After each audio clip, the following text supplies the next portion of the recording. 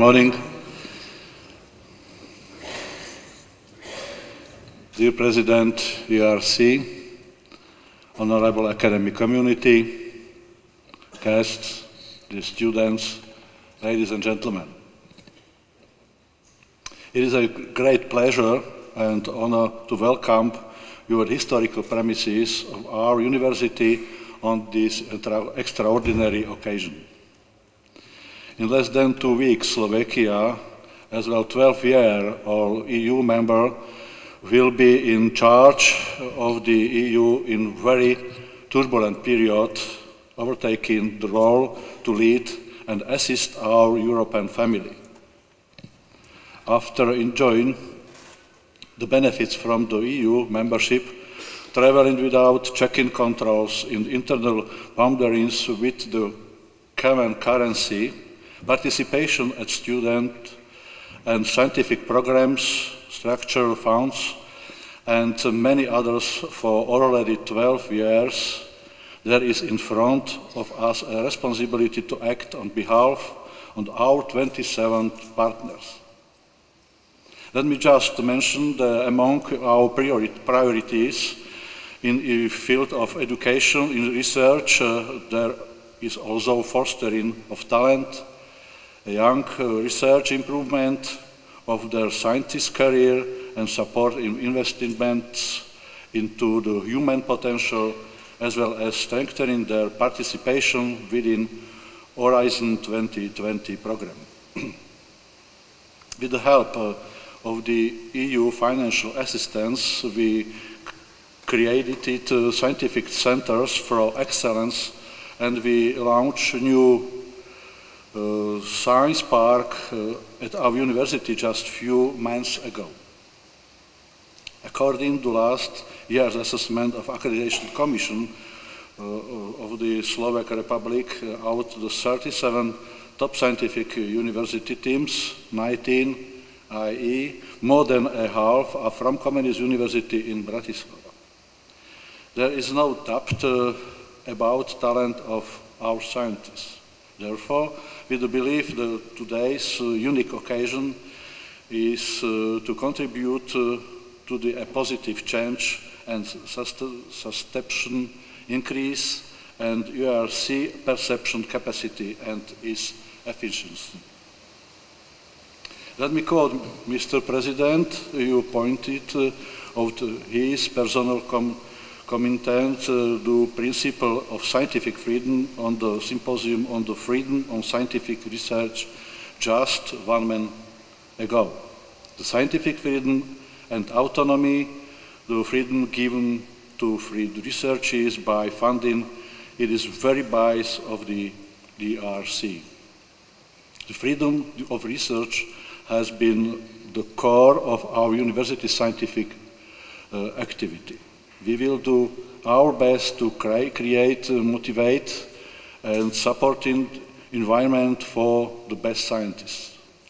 I am sure that we have a large potential represented by them in view to achieve more successful participation in the ERC.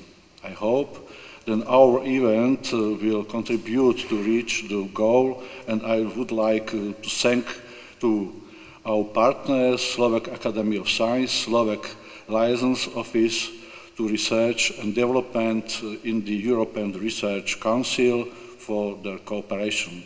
Let me wish you successful event. Mr. President, welcome. Thank you. Mr. President Bourguignon, ladies and gentlemen, it's my great pleasure to have a chance to make some introductory remarks. I would consider this visit of delegation of the ERC as a historical one in Slovakia, and the reason for why I am considering as a historical one is, the reasons are many, but the first one is that it's combined with our presidency in European Union, which certainly has a lot of impacts, and in the Slovak Republic, more than before, we are starting to think more in the European dimension. Together ERC grant, it definitely means that the candidate should think in this dimension, should have a quality, and only this is the success which can be raised from this quality. We have this morning a discussion at the Ministry of Education, Science and Sport, and another point which is very important that Mr. President is here, I would say, is that not only the academician community are speaking about the ERC grants, but now we move it to the political level. And the combination of the politics and our presidency, I think that really will make some change in the approach to these very prestigious grants. My personal opinion is that we need to create a system. The system which will search for the proper candidate, the system which will work with them, and the system which will have enough money to support them, even that they will not be financed from the European Commission. For all this, really we need the cooperation among the academic community, politicians, and others.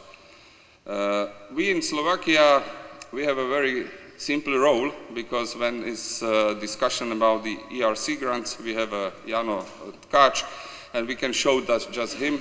We don't need to order the special room for that. It's quite enough and easy, even move him in the car. But this is wrong. When we are comparing us with the countries with a similar size as Slovakia, it's Hungary and Czech Republic. To my best knowledge, in Hungary they have more than 60 such grants. In Czech Republic, I asked just now, it's more than 20, and we have just one. Of course, we have 4 students who are working abroad, Slovak citizens, but to have one, it's very bad. In spite of this fact, I'm quite optimistic, and I'm looking to this as a competition in the bicycle competition, when the winner is always starting from the rare position. And I hope so that in this competition the Slovakia will in a few years be in the position which will be maybe not the winners. We will not be a winners, but we will be at least satisfied with the level and number and quality of our ERC grantees. Thank you very much.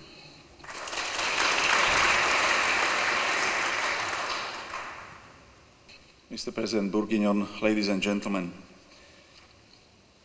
I'm responsible at Komenského University for Science and Research, so I start first not in very optimistic way, but I will try to finish in optimistic way. Why do we have the European Research Council? Is it really that important and exceptional? Yes, it is, and we must to understand this, respect this, accept this, and act accordingly. But why? We all know that scientific research needs technicians, administrators, assistants, diligent researchers. Without them, science and research would be impossible.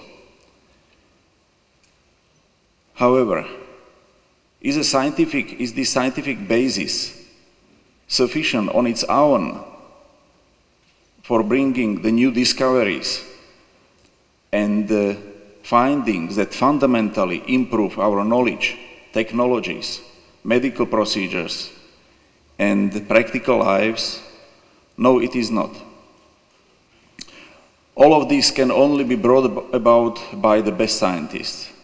All of this is made possible by scientific excellence and the frontier research. The frontier research as it is identified by the European Research Council.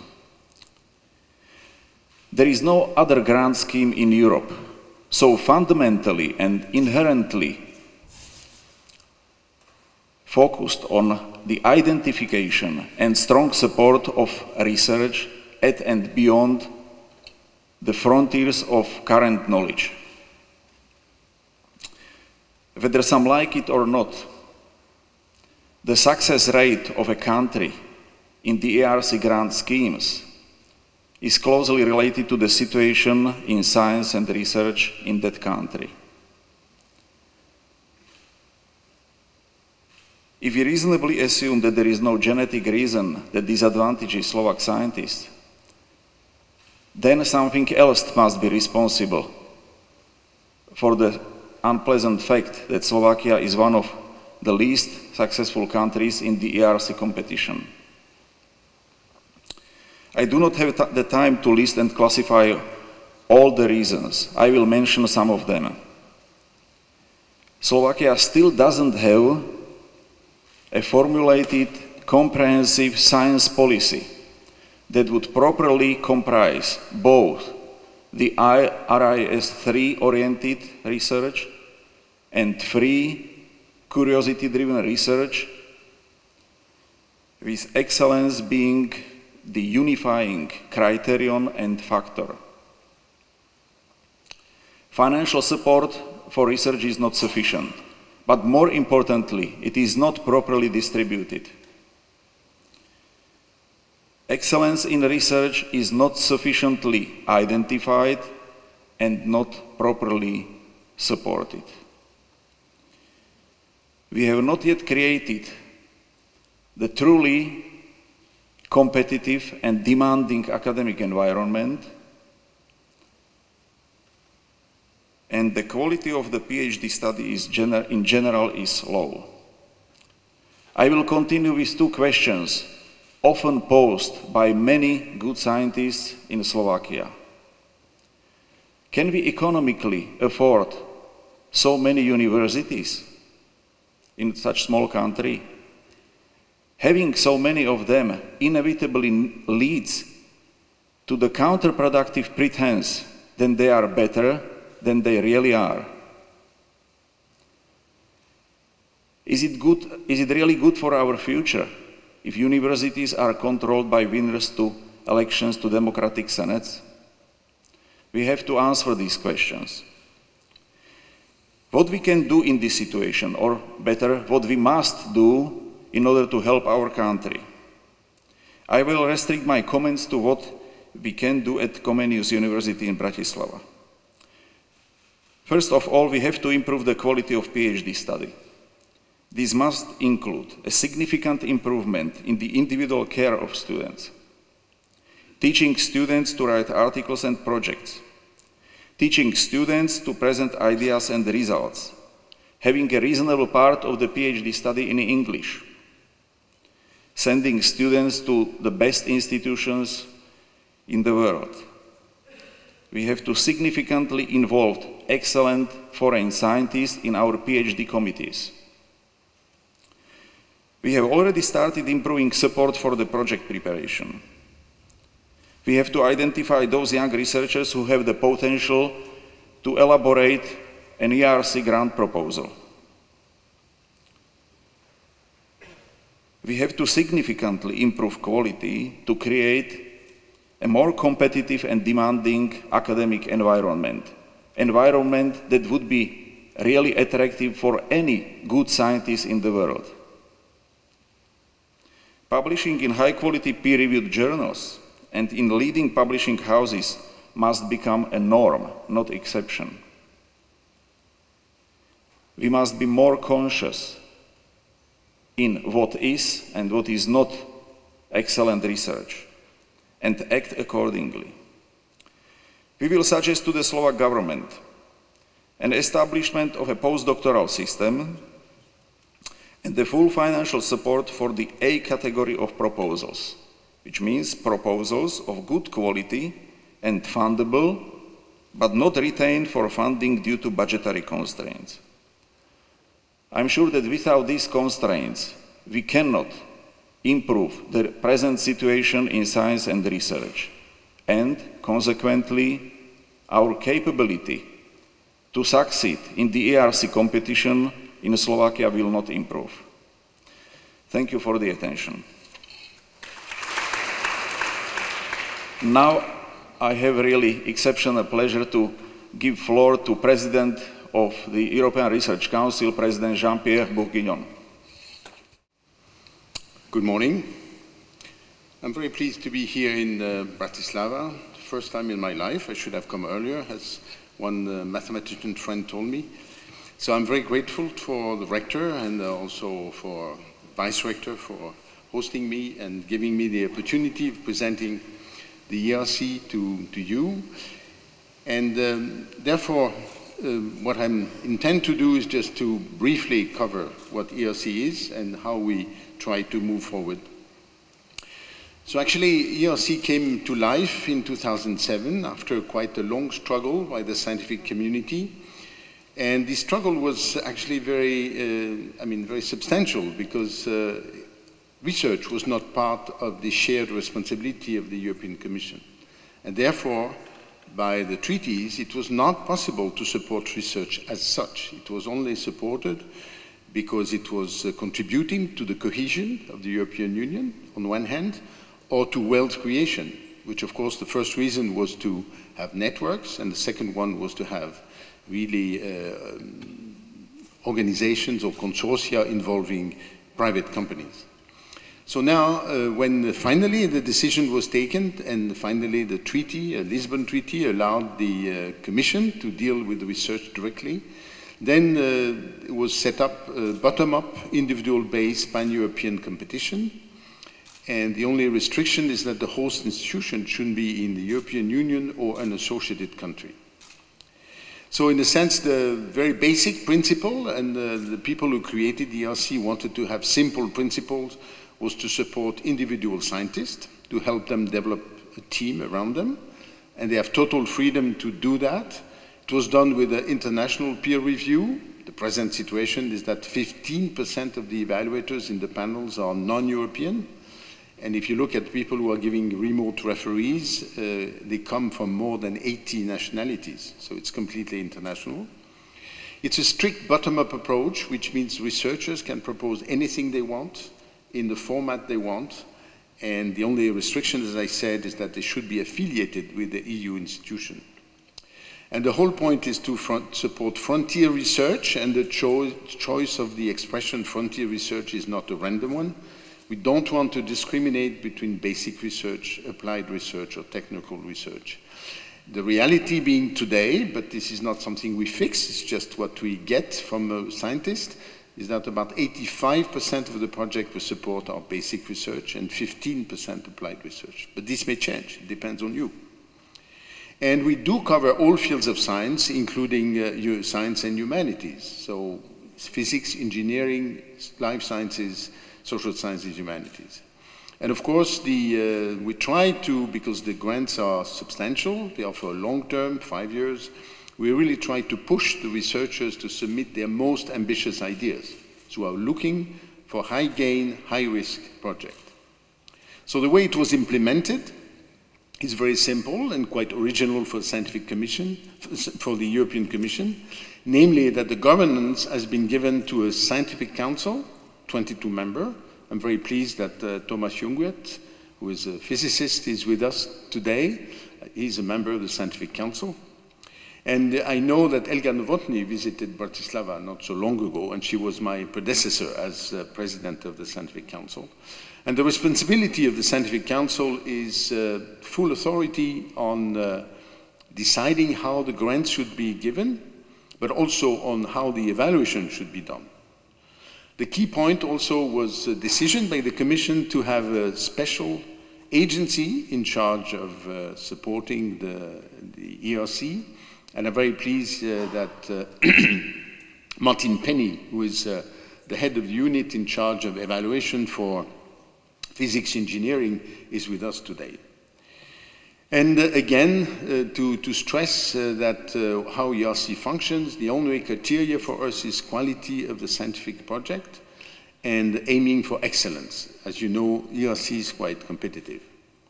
So the structure is very simple. ERC is part of the research family of the European Commission under the leadership of Commissioner Moedas, who is in charge of research, science and innovation. And the role of the Commission is to guarantee the autonomy of the ERC, to assure also the integrity, but also to confirm the work programs which are prepared by the Scientific Council. So the Scientific Council, as I mentioned, consists of 22 people appointed by the Commission and actually on the proposal of an independent committee called Identification Committee. So we as members of the Scientific Council have no input into this. And the responsibility means that the people are quite involved in the work, and so we need active members of the Scientific Council. And of course, the agency is very critical. Now the agency has grown to a size of over 400 people, but it's a very small number, actually. It's extremely efficient management. The cost of managing the ERC by the agency is 2.4% of the overall budget, which is almost a world record, which means there is a lot of pressure on the employees of the agency. But I must say I'm very impressed by the way they work. And so, you know, the support by the European Commission of research and innovation in the period 2014-2020 is called Horizon 2020. That's the 8th framework program. And it has built on a very simple scheme, which I like because I find it balanced. 3 pillars. One pillar is excellent science. Second pillar is industrial leadership. And the last pillar is societal challenges. So there is, I think, a good balance between the various components. And of course, ERC is located in the excellent science pillar, which has a few components. Another one is so-called future and emerging technologies, which is also functioning as a bottom-up approach. There is the Marie Sklodowska-Curie actions, which are really mainly for circulation of researchers, including young researchers, and research infrastructures. There is also an activity concerning widening, which can also be put in this excellent science pillar. Now, concerning the budget. The budget of ERC is starting at the low level, so below you have the budget of ERC from the first year, 2007, so it started with 300 million euro, and it grew in FP7, which covered the period 2007 to 2013, up to 1.7 billion. And this growth happened, of course, with the agency developing, but also with the scientific community being aware of the presence of ERC, which meant that although the budget was increasing, the success rate was not increasing. So it was still about 10 to 11% success rate, which is a low success rate, we know. But it just showed that there was really a need of such a program at the European level, and the scientists were really responding to it. So now we are in the period of Horizon 2020 from 2014 to 2020. Actually, the year 2016 we are in is the one with the lowest budget of the 7 years. We are really hoping that the growth, which will start next year, 2017 to 2020, will really happen. As you know, by law, the European Commission is supposed to revise or review, depending which approach you take, its program with the so-called midterm review. So the midterm review will be performed more or less at the end of this year and beginning of next one, so that in the middle of 2017 there could be confirmation or non-confirmation of the budget for the rest of the period. For ERC, of course, we have very much hope, since we started with a flat period, which was slightly below what we had in 2013. We really very much hope that the growth which is planned will happen. And we, of course, have ideas on how to use this extra money, partly to improve the success rate, and partly also to develop a program which has been tried but was not completely successful, which was called Synergy, with the idea of making it possible for researchers working in teams, that is not only one researcher but also up to 4 researchers together. In particular, looking forward to receiving truly pluridisciplinary projects. So this is where we are, and altogether, ERC is, as I said, in the pillar called Excellent Science, and represents 17% of the overall budget. So definitely, I mean, Horizon 2020 was a very ambitious research project for the European Commission. It was not easy to win it, so it was an achievement by the previous commissioner and to the DG Research, who fought for that, to obtain it, because the overall budget was decreasing, and the budget for the support of research increased by 50%, which was a very significant increase. So this is where we are. And now the various programs that the ERC has put together, actually it's basically only one scheme, very simple one, the one I described, namely researchers submit their proposal. The reason why we segmented this call in 3 calls was just to make sure that we could really properly evaluate these different, the proposals submitted by researchers. So we have created the starting grants for people having between 2 and 7 years after their PhD. And the amount of money they can request is up to 1.5 million euro. For some disciplines, actually, the amount is too much, but for some others, people feel it's not enough. So it is possible for people having special expenses because they connect to large facilities or because they have experimental needs to really get the top-up of 500,000 euro. And these programs are for 5 years because we definitely want researchers to have the time to develop their research. The next group is the group of consolidators, 7 to 12 years after PhD, and the amount, maximum amount, 2 million, the same scheme of 5 years, and the top-up can be up to 750,000 euro. And then the advanced grants are really people without any restriction in terms of their time to PhD, and of course we're expecting people to already be mature scientists. Very important for us is the fact that actually we do want to recognize that the situation of women in science can be difficult, and this is one reason why for the 2 programs which have upper limits of time to PhD, the Scientific Council decided to have a special treatment for women in the sense that a woman who has a child can extend the upper limit by 18 months per child, and 2 children, 3 years, and so on and so forth. And of course, men who take a leave of absence to take care of the children can also benefit from this shift. So this is one way, and very important for us was not just to make the formal step of introducing these actions, but actually the recognition that these actions are functioning. So if you look at the success rate of women who are above the limit, it's the same as the other ones. So it shows that not only the possibility exists formally, but actually it is functioning. And next one, which was also something which was introduced by the Scientific Council, which was not obvious at all, but I think was a very important step, was the possibility given to researchers who, along the way of doing their research in their ERC project, sees the possibility of getting closer to an industrial activity or something which is connected to a societal challenge. We agreed on accompanying them in the so-called proof of concept program, which is a small amount of money altogether compared to the grant, but actually proved to be remarkably efficient to give credibility to researchers who want to go this way. And the key point about this is the fact that in particular, very often people want to go up to creating a startup. And of course, at some point, they have to convince private investors to come along. And actually receiving an ERC proof of concept grant proved to be a very good stamp of quality of your business plan. And so initially, the ERC was dedicating 5 million per year to this. Now we are at 20 million, and it looks like we need to go to 25 million per year. And so the number of people who have been supporting with the proof of concept now is typically we're supporting something like 150 per year. So altogether we have now about 500 people who have been supported with this program. So I think we are evaluating it, but I think it's a small addition, but actually quite a critical one.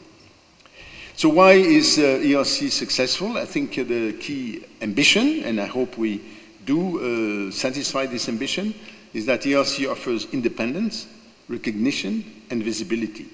And of course, the key element is that the project is the project of the researcher. The researcher works with the people he wants to work with. The financial support gives real autonomy for 5 years.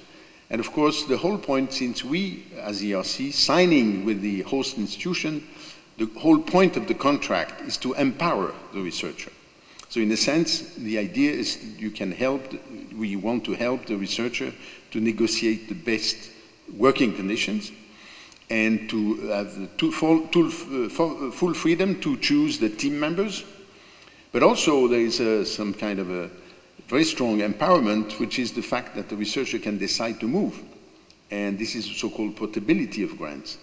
I was very surprised. This is the first statistics I asked when I took office, which was how many people have been taking advantage of this. And actually a very small percentage, about 4%.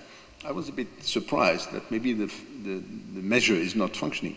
Actually, it is functioning because this is just the tip of the iceberg. Because typically, if an ERC grantee goes to his rector or vice chancellor or president and says, I want to go with my grant, usually something happens. And so anyway, the key point, as I mentioned, for some people doing experimental work, even the ERC grant is not enough to really do the research, but the getting an ERC grant has proved to be really effective to attract additional funding when needed.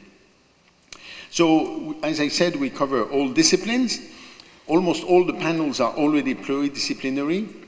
A few of them are not, like mathematics or computer science or economics. But we know that in some cases we need to have cross-panel evaluations, which we organize. We organize all these 25 domains or themes, or I don't know how to call them, because as you see, their structure is not uniform. We organize them in 3 families. One is physical sciences and engineering, and as I mentioned, Martin Penny is in charge of evaluation for this group. Life sciences, social sciences, humanities. But for us, we know and we actually witness year after year a lot of interaction.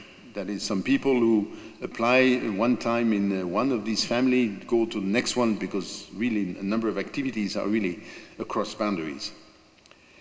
And just to show you that Slovakia, we heard already about one Slovak grantee, but Slovakia participates in this evaluation quite reasonably in the sense of 15 panel members are from the Slovak Republic. And this is, which is not such a bad number altogether. And it shows that, I mean, the country has 5 million inhabitants. So it shows that Slovakian science is visible when you look for experts and competent people to review projects.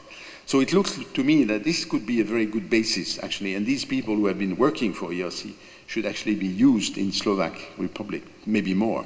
This is one of my comments. One very important point which I show on this slide is also something which we always worry about, is the presence of enough women in our evaluation panels. Altogether, the average percentage of women in the scientific community in Europe is 26%.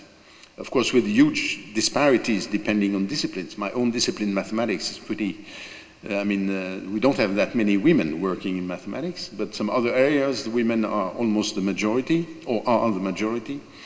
But altogether, we have 27% of women in the panels, which show that we definitely make sure that this representation is there.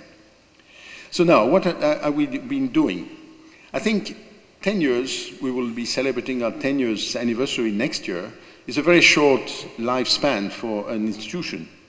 I think in these 10 years, ERC has really finally been recognized by the scientific community quite highly.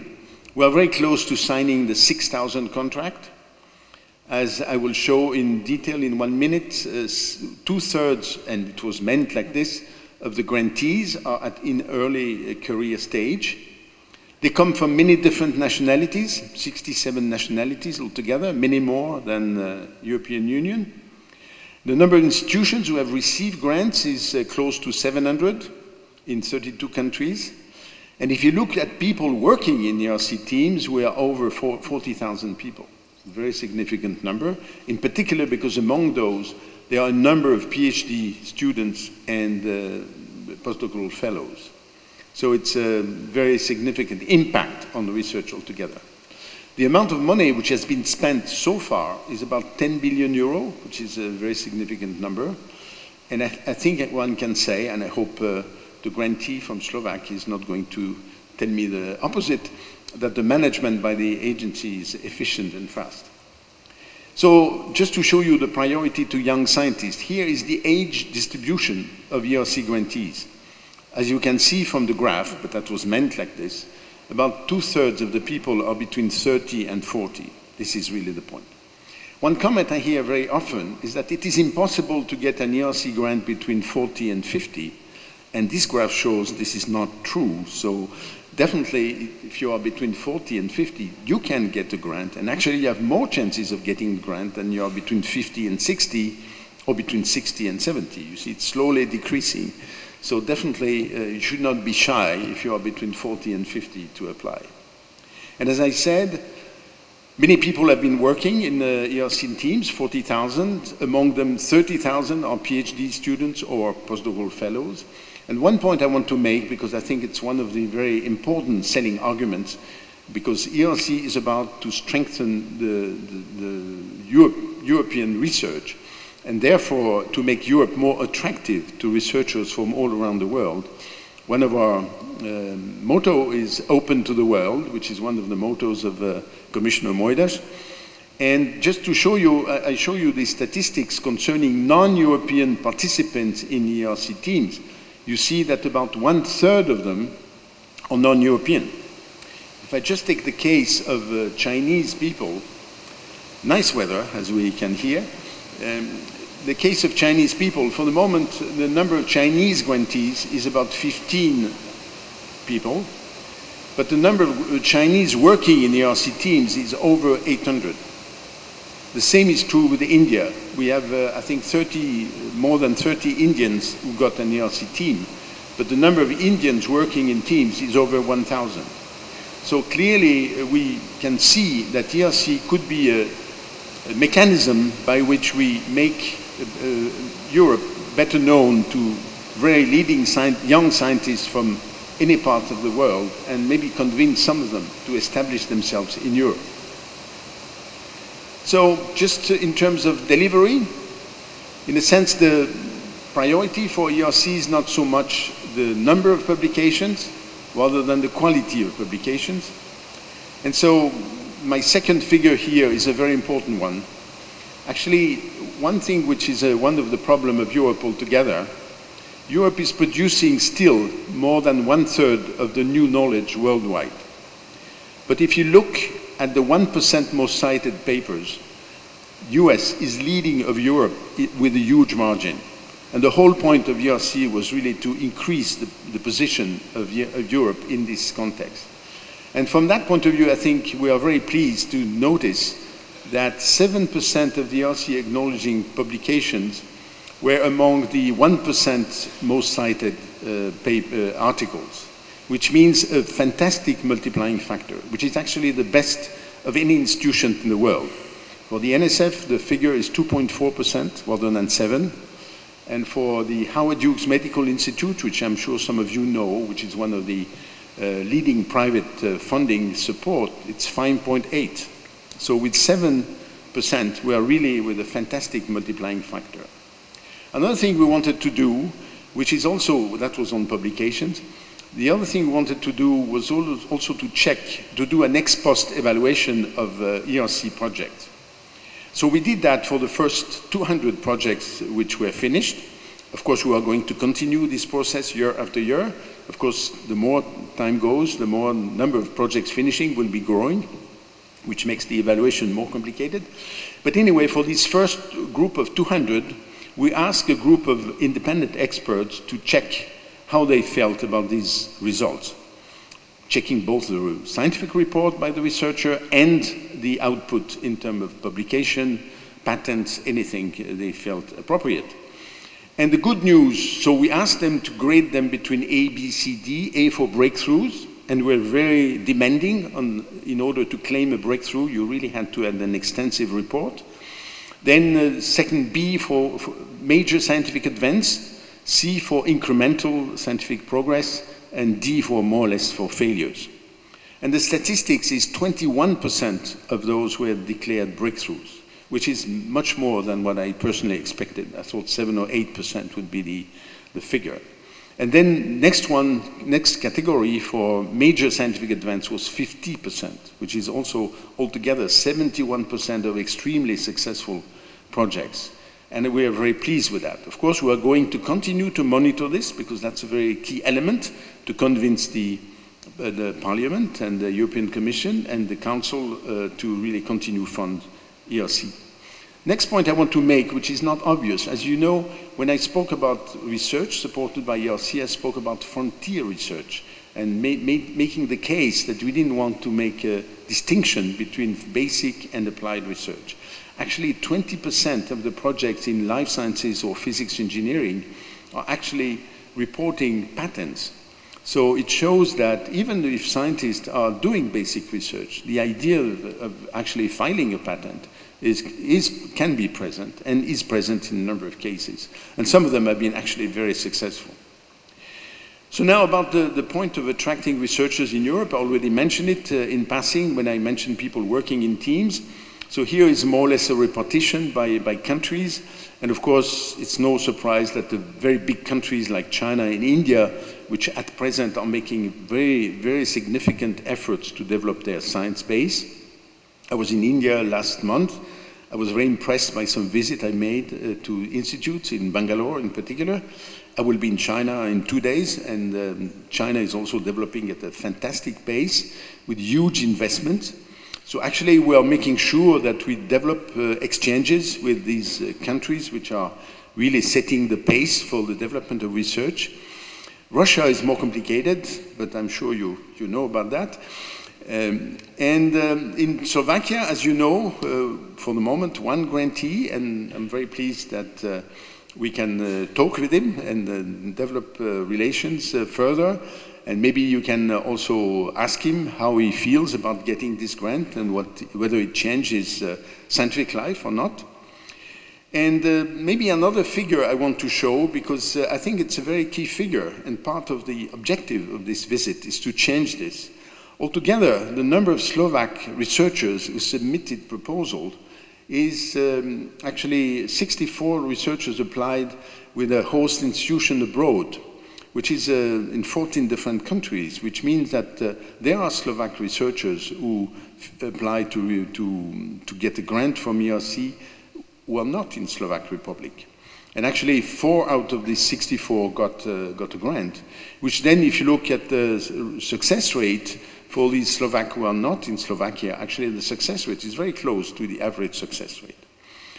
Anyway, this data which I show here show by country, in a sense, who are the nationals in red, who are the non-nationals working in a given country in blue, and who are the nationals who are abroad. So if you take the situation of the UK, still in the European Union, maybe for some hours, then the situation is very clear. UK has been able to attract basically half of the scientists working in the UK with an ERC grant from abroad. And there are not so many UK scientists actually with an ERC grant abroad. The case of Germany is very interesting. Germany has almost a balanced situation. Actually, there are slightly more Germans with an ERC grant outside Germany than Germany has been able to attract non-German to come and work in Germany. French people do not travel that often, so they stay in France. But still, France has been able to attract a reasonable number of researchers. Maybe one case I want to point to, I mean, there are the cases, of course, of very successful countries like Switzerland and Israel, but there is also the case of Italy with a very large number, in particular, of young people who are with the ERC grant, but not in Italy. So this is a very serious issue for Italy, with also a very small capacity, a low capacity of attracting foreign scientists. The case of Slovakia, of course, is a situation to be transformed. That was the whole point of this visit. And on the ERC side, we are absolutely willing to help these efforts and to accompany them in the best possible way. So I'm finishing my presentation. I hope I've not been too long. So there is a website, which is a very active website. One figure I find amazing about this website, in particular the website contains presentation of all ERC projects which are funded. And this part of the website received last year 520,000 visits. 520,000 visits to read scientific projects, which is amazing to me. I mean, you could read people look at documentation and things like this, but these people have been reading science. There is a national contact point for Slovakia, and you can even sign up for alerts. And we are visible both on Facebook, Twitter, and LinkedIn in case you want to follow the ERC activity. Thank you very much.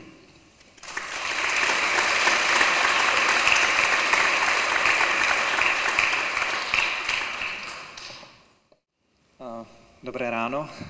Good morning, everybody. So, I'm the member of the Scientific Council, but I guess I'm here primarily because I am from Czech Republic. So, greetings from another underperforming country.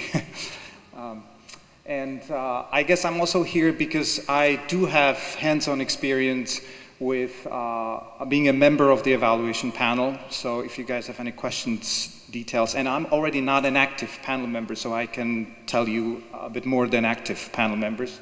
Not everything, of course. I also was very lucky to get an ERC grant, so I can also tell you a little bit from that perspective.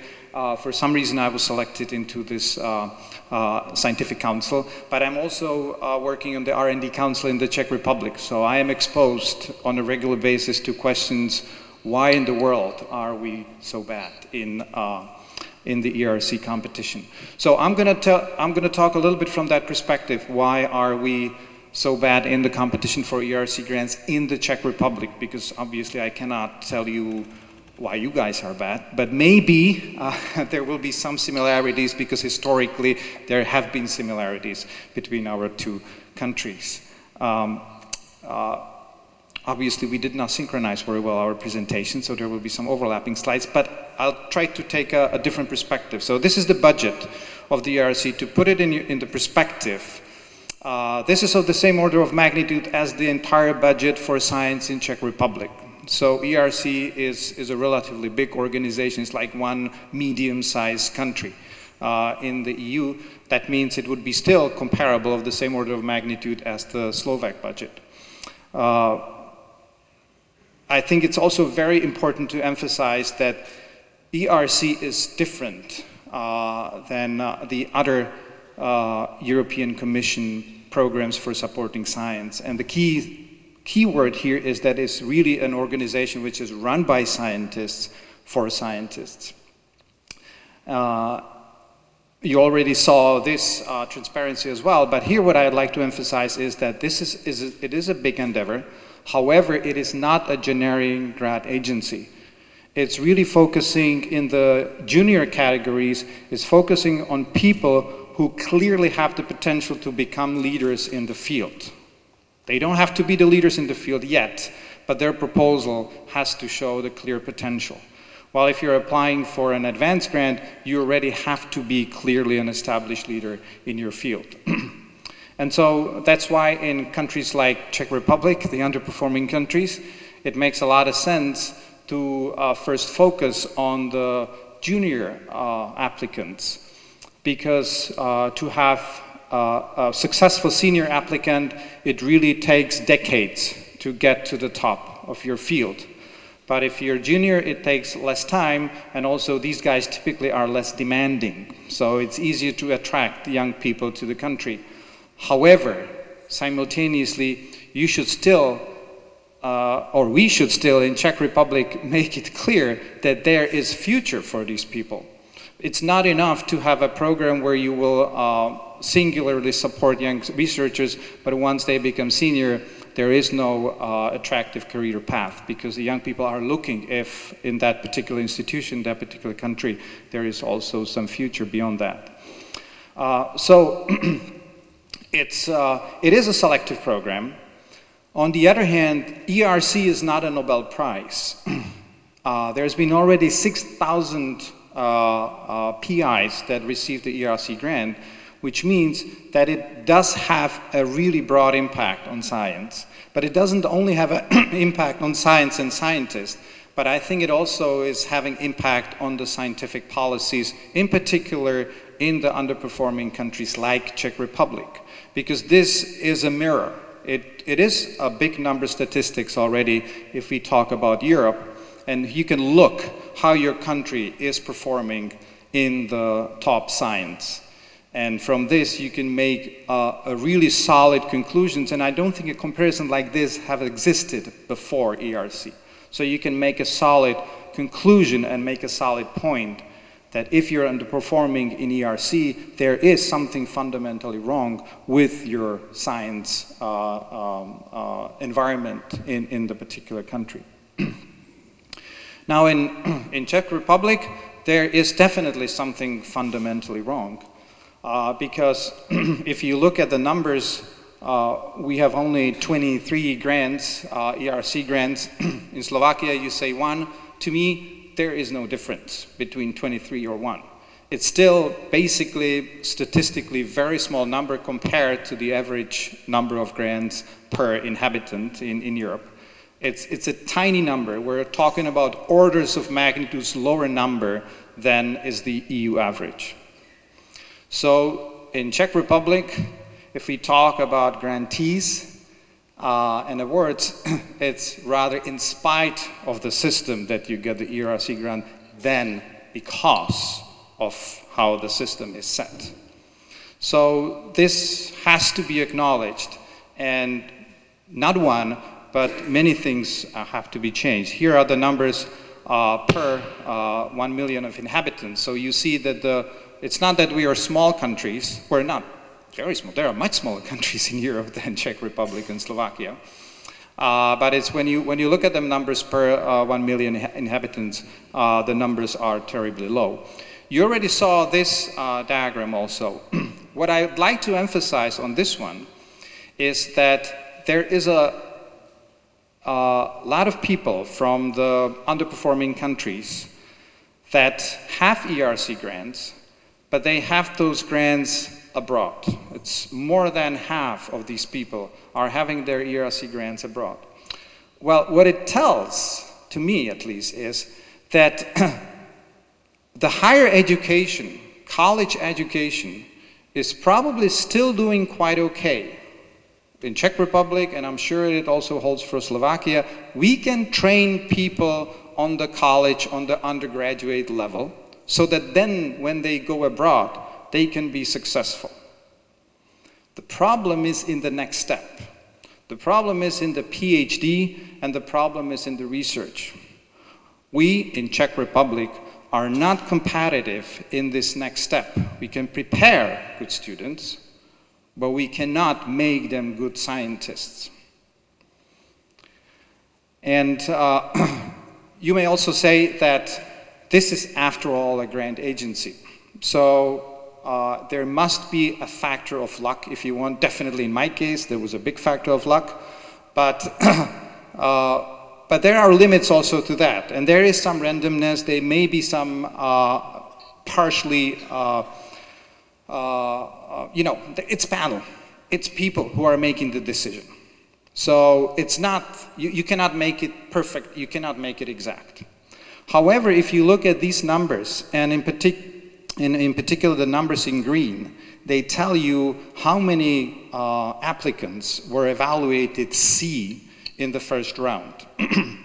And if that column, that green column is tall, that tells you that there is a real problem and that the luck is not going to solve the problem. That means if you're going to reapply again and again and again and you are trying your luck, it's not going to work.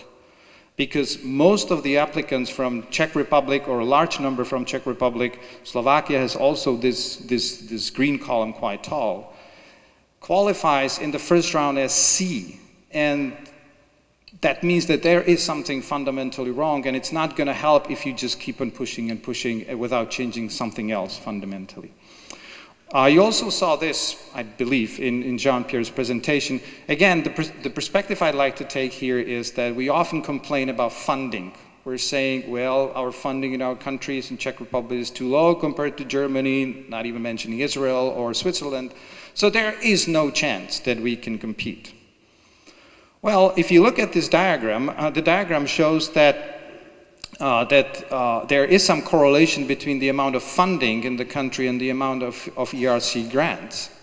But what it tells is that, like, Czech Republic is below this correlation line, this linear slope. It means that relatively the funding is higher than the number of grants that we are receiving. So it's not just funding. Yes, it would be good to double the funding to go closer to the average in EU. It would certainly help a lot, but it's not just the funding. It's primarily, in my opinion, certainly in Czech Republic, if you also include the structural funds, which is a huge influx of additional funding to the country, if you include that, we do have quite a lot of money for research in Czech Republic. It's the way how the money is distributed.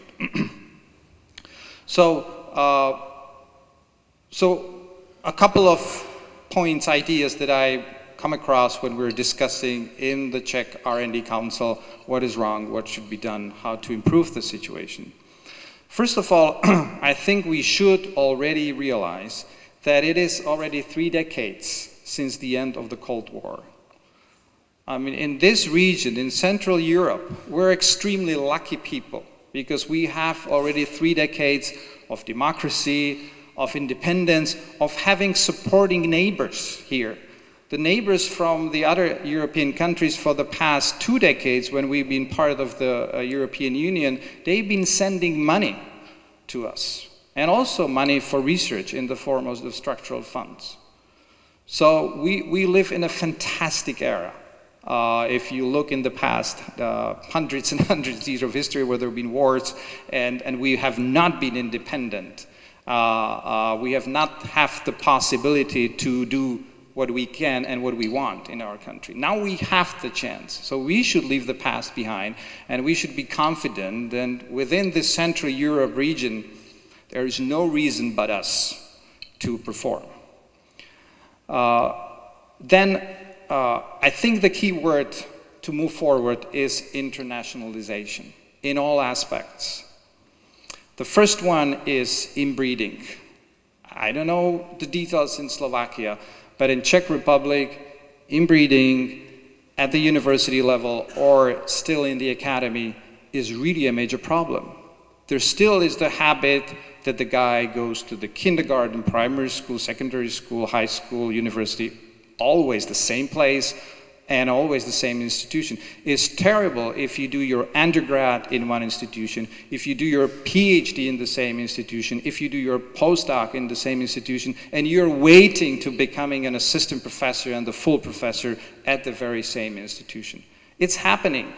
It still seems to be a normal in many places in the Czech Republic, and that has to end. Otherwise, we are not going to perform better in the ERC.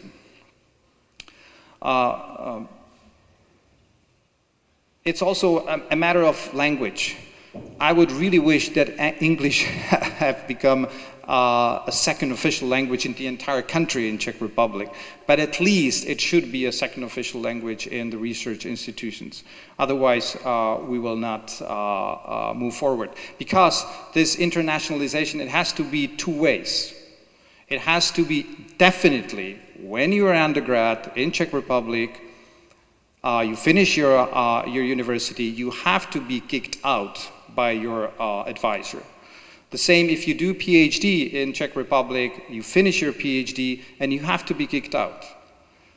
Even if you are the best student, or the other way around, definitely if you are the best student, there used to be a tradition that the professors like to keep their best students because they were their best students and they were doing great work for them. No, you have to kick them out. On the other hand, you have to look around and you have to attract people from abroad. But if you want to do that, you have to be international. You have to speak the common language of science, which is English.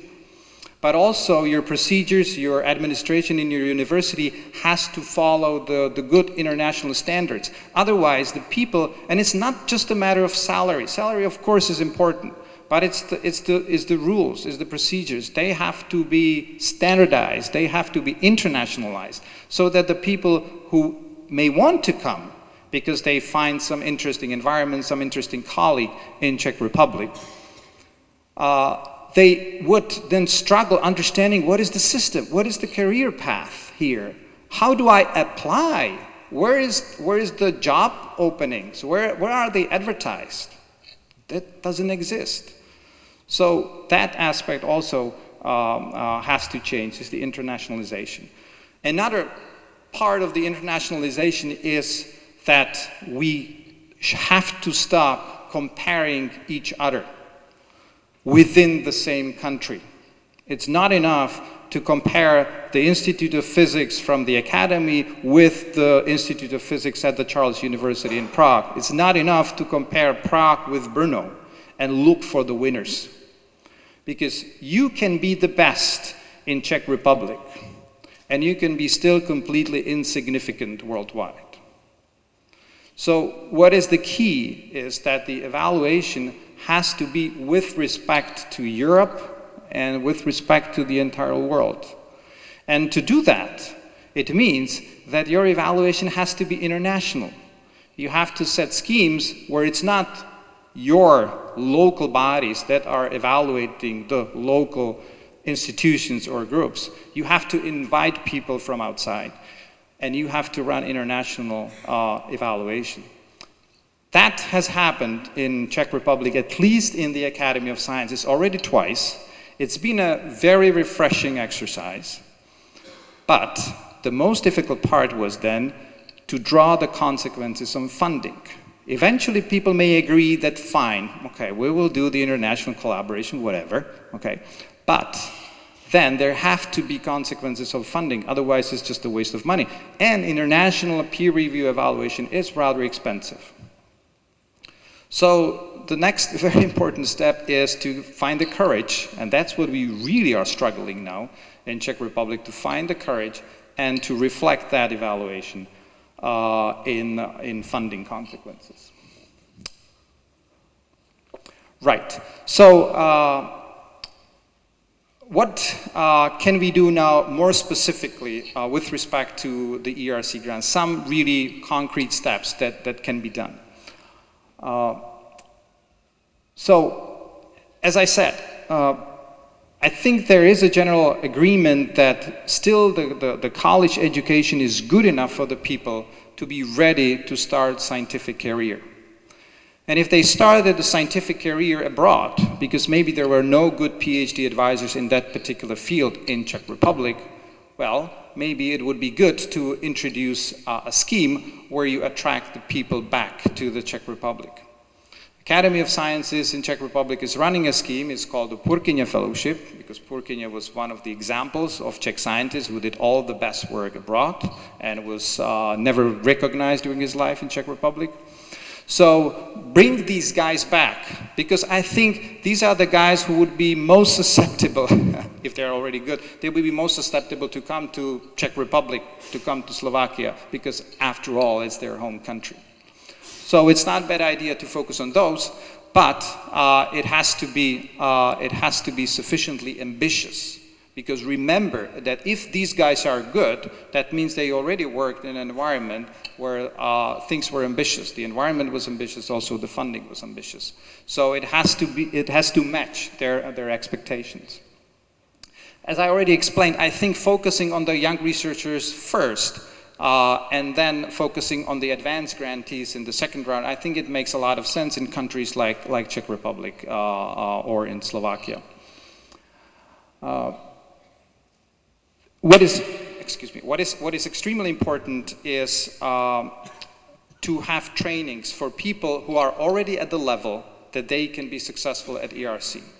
You can have people, especially young people, forget the old ones, forget the advanced ones. They have to know how to do that. But for the young ones, for the starting or for the consolidators, they can be already very good.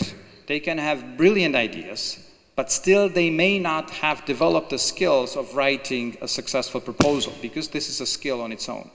So for this, it's very important to run training sessions, and we do this in Czech Republic, not in a very organized way, but fortunately one of the former panel members is extremely active at the Charles University, and he's basically organizing a circle of people who have hands-on experience with ERC. It's the ERC grantees, but it's also the former ERC panelists, and all people who know how ERC works. And then they are inviting the prospect applicants to send their applications before they are submitted to the ERC, and there are sessions that people from the field can read through the proposal and can identify potential problems or potential ways how to improve it. And we have examples already of few young junior grantees who benefited hugely from this support and eventually were successful. Another message is that if you got a B in the second round, even if you got a B in the first round, that means that you already are very good. So in that case, don't get discouraged and reapply. But don't send the same application. Try to look for some support, from help, and see how you can improve your application. The last point, the national support for people who already succeeded, and succeeded meaning that they got A in second round. If you got an A in second round, the panel says, yes, this is an ERC quality, and if we had the money, we would fund it. But of course the budget is limited of the ERC, so eventually the panel can only award a handful of grants. But the panels are instructed that they should be very careful in giving the marks, independent of the budget that is allocated for the panel. So in the second round, the panel is really looking very carefully whether this proposal is A or B. And it's important because in several countries, when you get an A, you get automatically the same amount of money as you would have gotten from the ERC. In Czech Republic, we have the scheme, and that scheme is running very well and is extremely important because it's a huge motivating factor. To some extent, when it comes to the borderline of A's, funded and unfunded A's, this is really a tricky business. This is a lot of discussions, and to be brutally honest, this is a gray zone. And it's definitely the case that all the grants or the applications that got A but got unfunded because they are below the margin, they are outstanding. And so they deserve all the funding. So if you have the funding available in the country, for example, from the structural funds or whatever resource you can find, use it for them. It's really money very well spent. And it's encouraging the people can continue, they can improve their scientific portfolio, and they can then reapply and be successful. And the final remark I like to make is that, as I said, it's really important, especially for the young people, to be exposed to the environment of the ERC. It will help them to understand how the ERC grant should look like. And the best way how to get exposed is simply to spend sufficient amount of time in an ERC lab. Do it nationally, but in countries like Czech Republic or Slovakia, it would be very difficult to find in your field an ERC grantee where you can work. So it's almost necessary to look international, look for other potential ERC halls elsewhere. So what ERC was trying to do was to help a little bit. ERC cannot, by definition, fund this activity. But what ERC is doing is encouraging the local funding agency to set their own programs, which will be highly competitive, to select prospect ERC applicants. And then ERC is facilitating their visits to the ERC grantees. It's facilitating in the way that if you prepare such a program, you have it approved, that you can send this program to the ERC. ERC will look over it, and if it's clear that the program is competitive, that there is international evaluation, excellence is the only criterion, etc., if the program is well set, it will send a notification around to the existing ERC or former ERC grantees, and will ask them to be hosts for people that participate in this program. So your national funding agency will get a list of ERC grantees that are keen in specific fields to host your applicants or the people who are participating in this program.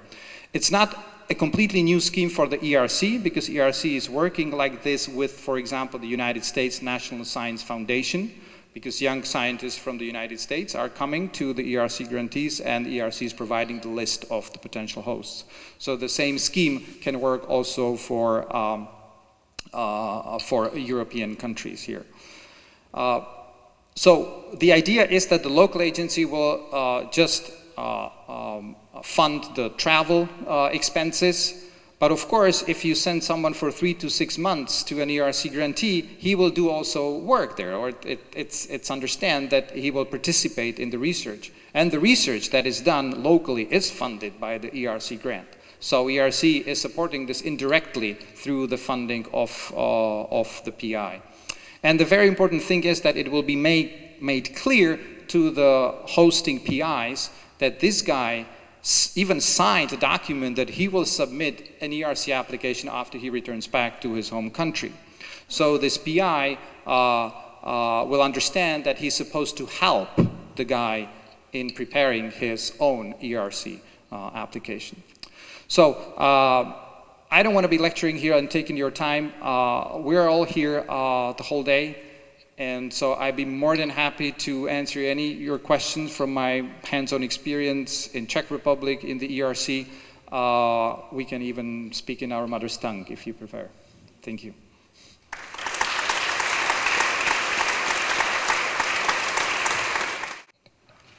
Professor Burgiňol, ladies and gentlemen, National Contact Point Office was established in January 2014 by Ministry of Science, Education, Research and Sport of the Slovak Republic with the mission to improve Slovak participation and success rate in Slovak applications.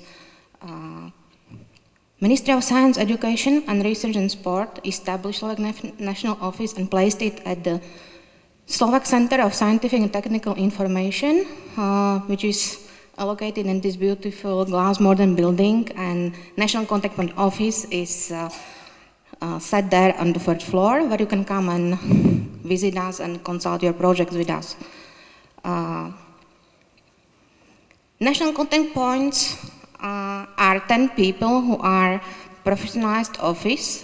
You can come and consult your project ideas, and we'll help you with all project preparation and in the other societal challenges also with the partner search.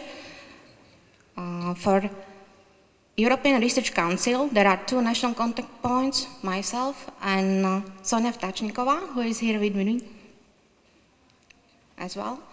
So you can call us, email us, and we can help you in all stages of your proposal.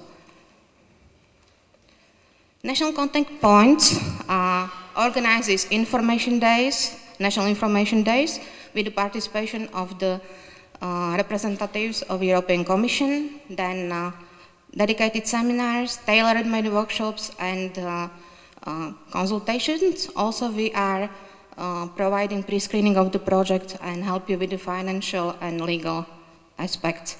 And under preparation, with the Ministry of Science, Education, Research and Sport of the Slovak Republic is ERC Fellowship Scheme, who was mentioned by the Professor Jungwirth, which is a fellowship program for the visiting potential ERC candidates. Thank you very much.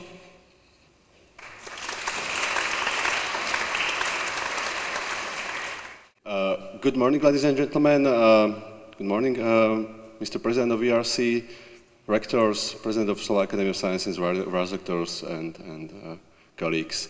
My name is Daniel Straka. I'm head of Slovak Liaison Office for Research and Development, which was established by the Ministry of Education, Science, Research and Sport of Slovak Republic, and Slovak Information and Technical Center of the Slovak Republic.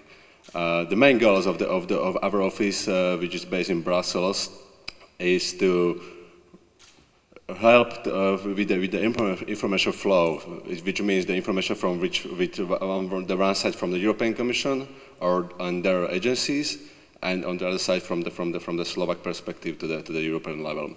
Second main area of our activities is support of the preparation of research and innovation projects. In this case, we have slightly different focus compared to national contact points.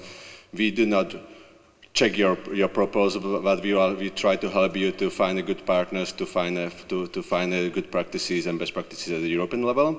And the third thing is promotion of Slovak research and innovation at the European level. So we organize events, seminars, workshops, and others in Brussels to promote Slovak research and Slovak researchers at European level, which is also quite important. I can just tell you that there are, for the time being, 28 of such kind of offices from 26 countries in Brussels. There are only, I think, 5 European countries without such kind of office, and you can see it. For example, in Austria, they are doing excellent research, but almost nobody in Brussels know what they are doing. I have only 5 minutes, so I will touch only 3 points. And one point is basic research matters, or how ERC president said, frontier research matters. So we can see the comparison between the EC contribution per one researcher in the ERC project, it's on the Epsilon.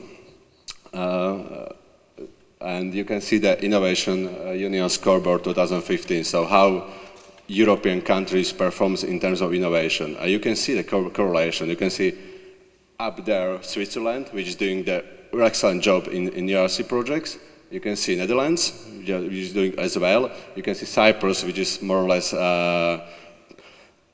nobody knows what to do with Cyprus because it's a small country with good English-speaking researchers. They are doing excellent jobs in URC with many grants. But you can see the other countries that it was also shown. You can see UK, Belgium, Nordic countries, which are doing really good in innovation and also in the research. It means that if you support basic research or the frontier research, sooner or later you will increase your innovation capacities. The second thing I would like to mention is support matters. It was mentioned by Iveta before, it was mentioned by Professor Jungwirth before. We should support and we should improve support for the preparation of all of the ERC grantees at all levels, which means at the European level, which is quite important. At the national level, it was mentioned that it will be very helpful to have a scheme that will support the successful grantees that receive A, but didn't receive funding from the ERC, and fund them with full money, full sum of euros. And as was also mentioned, to support that grantees that receive B, to, let's say, encourage them in the preparation of the project. So let's say to put them some money for 18 months to help them to let's say scale up their project. Institutional level is, I think, is one of the most crucial thing. There should be in each good research institution in Slovakia one contact point that can help you with the preparation of the project. They can ask or be in the contact with national contact points. They can somehow offer their services for the head of units or the head of research institutions, and we can do all the administrative works which should be done by the institution. And if you look at the support in time, we should support our researchers before let's say in the four steps. One step is before the application. So we should find the best of the best researchers in the research team at the institution. I think each of the institutions should know who is the best or who is the promising researchers in their faculties or research institutions. We should support them during the proposal and step one preparation. So help them with the preparing of the project. Support them for the step 2 preparation. Step 2 means that you are going to Brussels and you have a hearing or consultation or meeting with the members of with the evaluators and members of panels to discuss your proposals, which is not so easy to pass. And we should also support them after the evaluation. Either they succeed or not. If they succeed, we should probably help them to build new research infrastructure, to give them some money for the upgrading infrastructure, and also if they succeed. If they not succeed, we should help them with supporting for the national funds if they received A or B. And last thing, experience matters. So it means you should be very active also in other EU funds, for example, COST, You should be active on the other pillars of Horizont 2020, for example, Marie Curie Skłodowska actions, which is quite important thing, or the social challenges in the cooperation projects. You should be active in your networks, where you can find a lot of things. You should be active in the networks of young researchers, for example, when we are talking about young researchers. And it was mentioned for several times, you should spend some time abroad. Just, I don't know, if just after you finish your PhD or you finish your master's degree, you should go abroad and meet with the other researchers. And if you are head of the teams or you are the head of research institutions, you should support your PhD students, your postdocs, to help them to prepare for the research careers. Probably the last thing is travel. You should travel as much as possible. You should be active at the conferences and other events. Last thing that I would like to mention is that thing that we have one ERC grantee, but we have two ERC grants in Slovakia. There is one partner of one Czech ERC grantee who works in the Slovak Medical University in Bratislava. I think this lady is also here. So we have two grants, one grantee, which I also mentioned. So to sum it up very quickly, basic frontier research really matters for our future.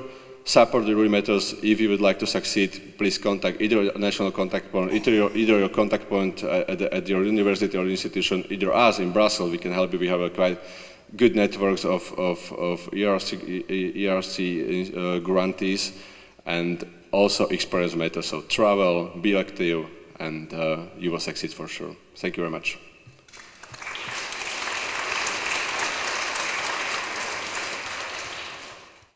I am the representative of the humanities, which is nominally not that important part of the ERC funding, but ideologically this is very important, as we hope.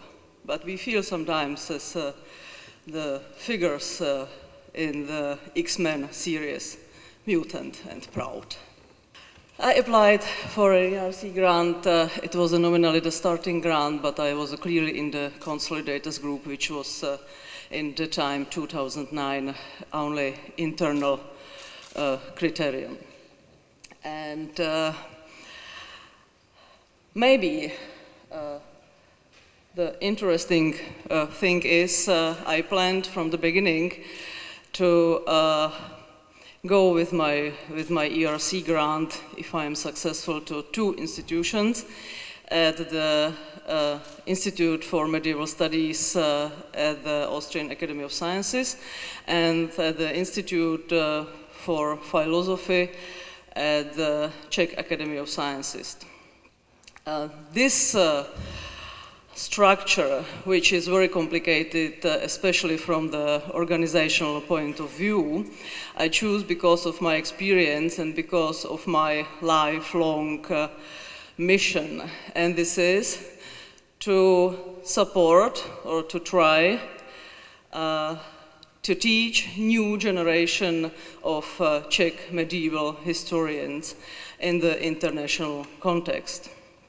It was based on more than one project I already successfully applied for in Germany and in the Czech Republic and in the Austria too, which all of them I organized in this way. But it was much easier than the ERC grant because the administrative load was not comparable to the administrative load connected to the ERC grant. That means my first advice to you, your host institution or second participating institution has to support you in each respect, which is not quite usual. I have, of course, a network of ERC grantees from for all European countries, and the experiences are, in this respect, not always very rosy.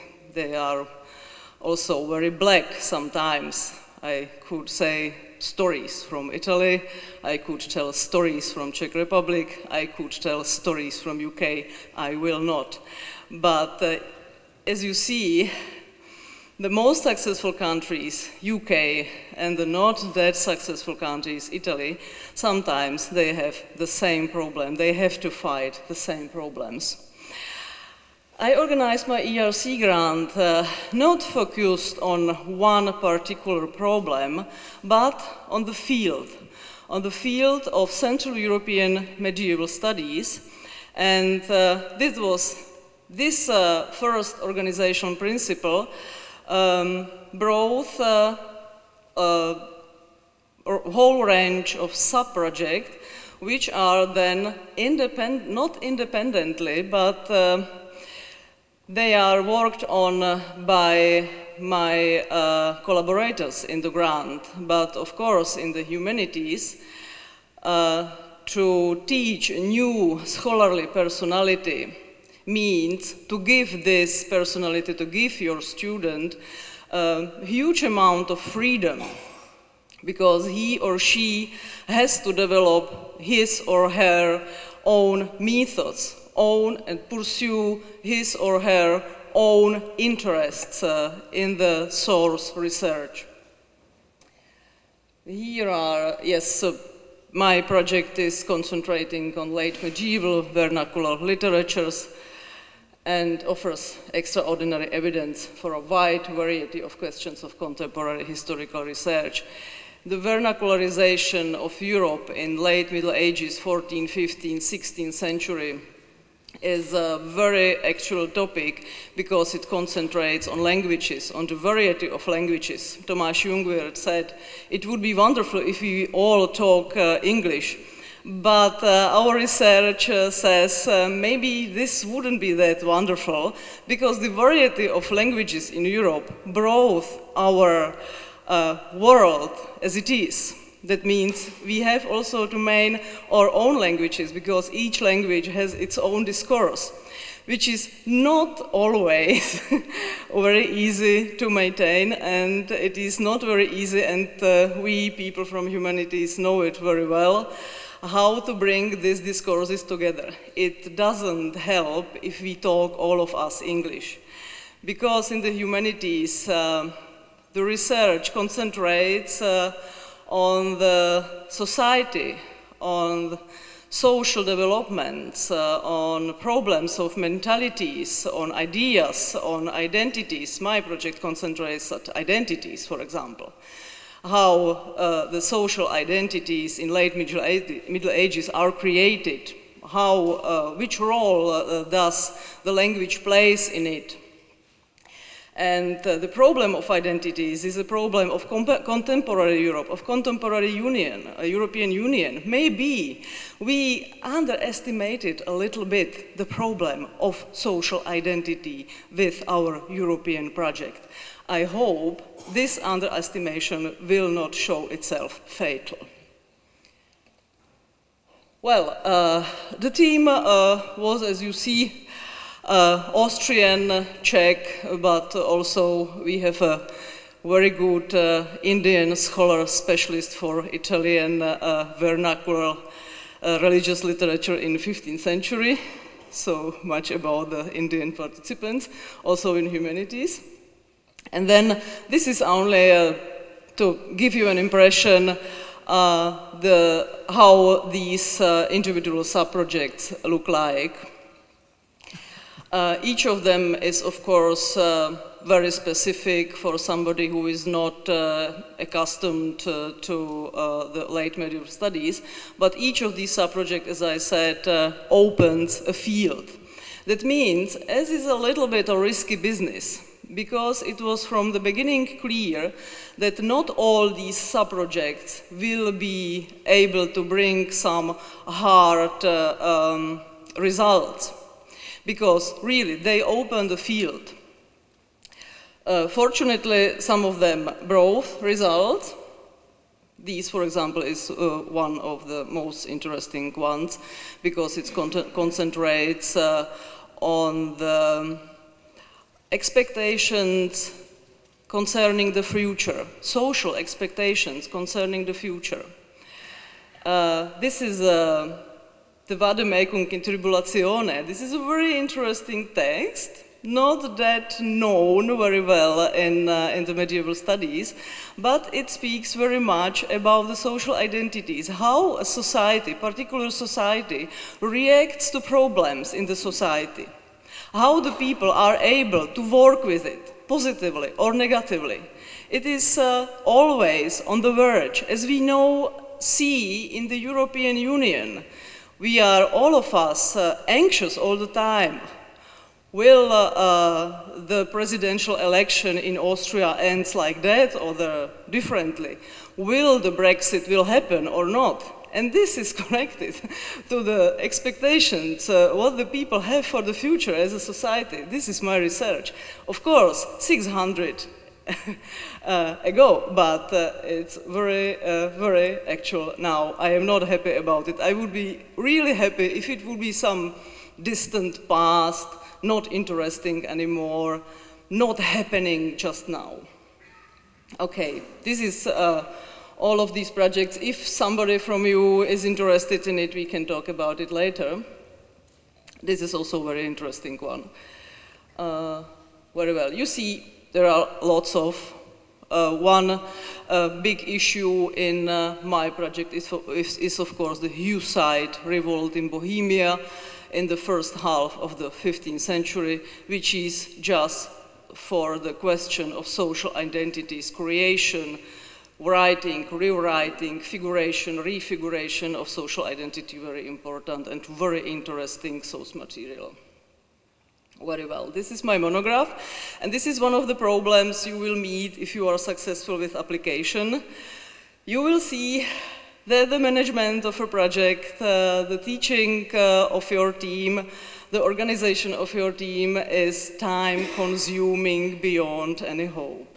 That means this monograph is not finished yet, and I hope it will finish soon, but very probably only after the end of the project. Very well. This is the next time-consuming thing. As Tomáš Jungwirth talked about it, how to bring young people, the future applicants for the ERC grants.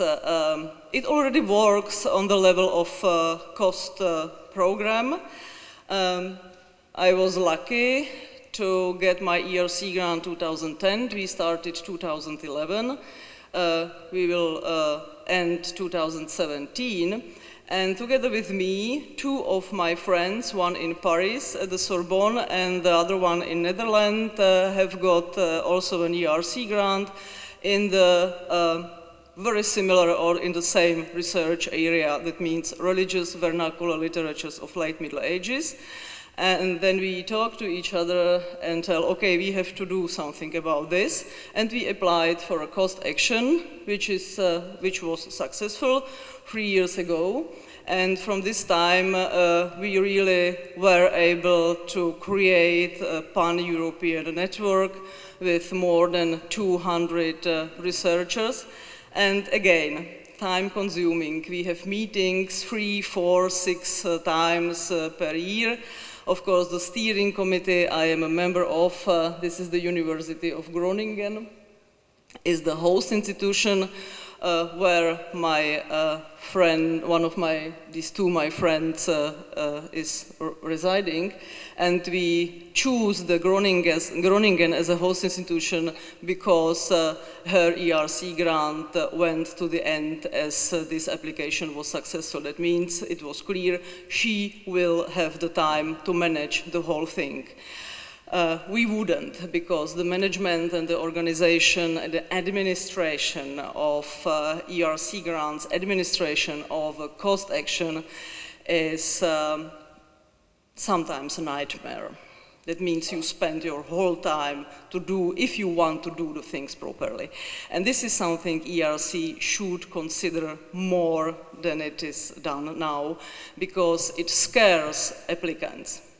We have these short-time missions in our cost action for young people who are hopefully, or who will be hopefully, the new applicants for ERC grant. We really teach these people. They are accustomed to the way of working, to the international communication. They are hosted I had already 2 or 3 of them in Vienna for my ERC grant.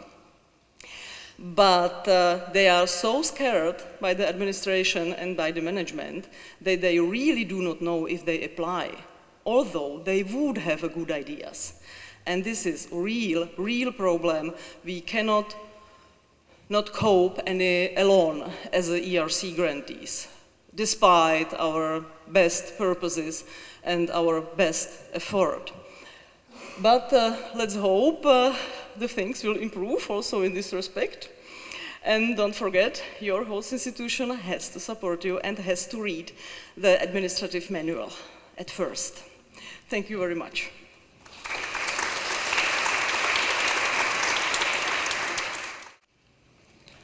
So, Mr. President, ladies and gentlemen, I would like to give my personal experience about ERC grant.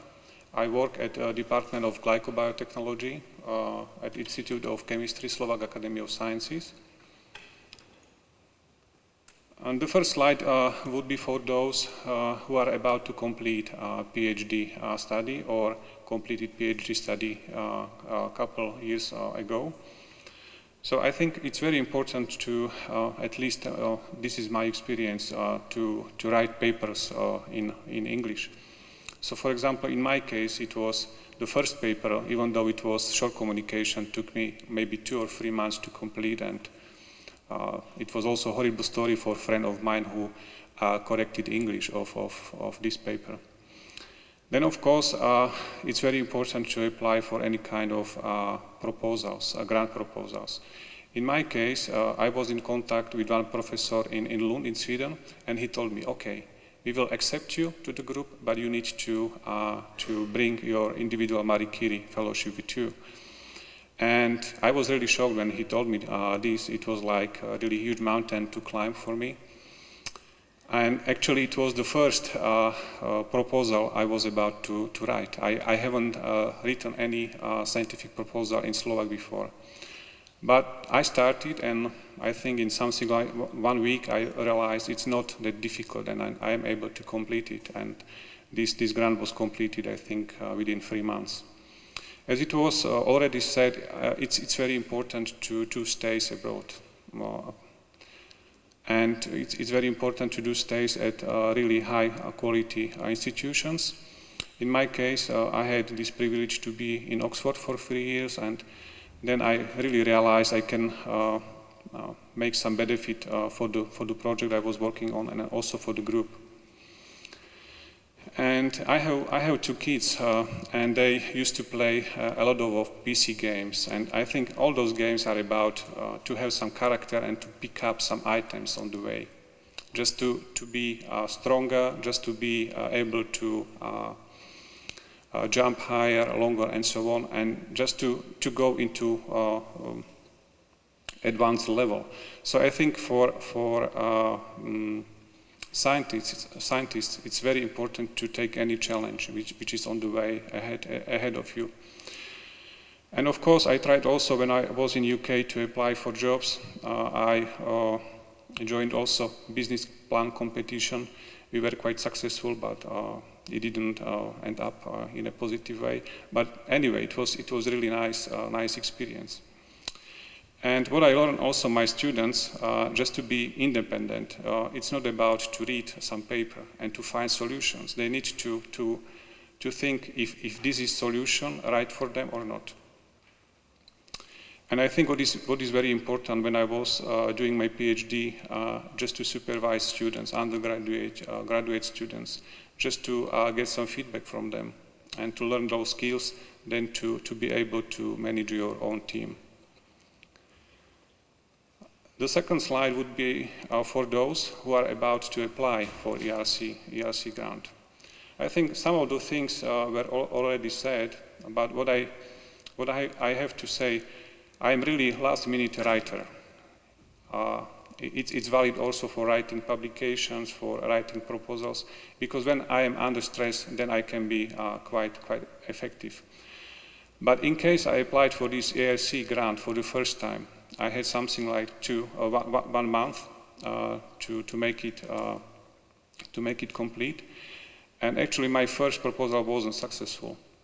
And then next year I applied second time, and actually I realized it's better to have longer time. So this is why I decided to have two months to complete this proposal. I think this is very important. And what is also very important, just to get familiar with all those applications form, how this submission process works and so on, to avoid last-minute problems. In the project, I think it's very important to describe state-of-the-art, which is in the field, then to identify gaps in the knowledge, and then to propose how to fill those white spots, and it has to be really strong idea. And in my ERC proposal, of course, it's basic research, but what I think personally, it's good to apply this basic knowledge for some application. So actually, what we are working on, it can have potential to develop some devices, medical devices at the end. And actually, for me personally, the most challenging was to have this interview in Brussels. It was only for 10 minutes to prepare presentation for 10 minutes. But you needed to address, I don't know, maybe 3-4 critical aspects, and it wasn't that easy to wrap up everything in 10 minutes. So this is very important step to prepare also for this phase. And then there are two options. Either you are not successful. It was my case when I applied first time. What is very positive about the ERC, you can get really high quality feedback.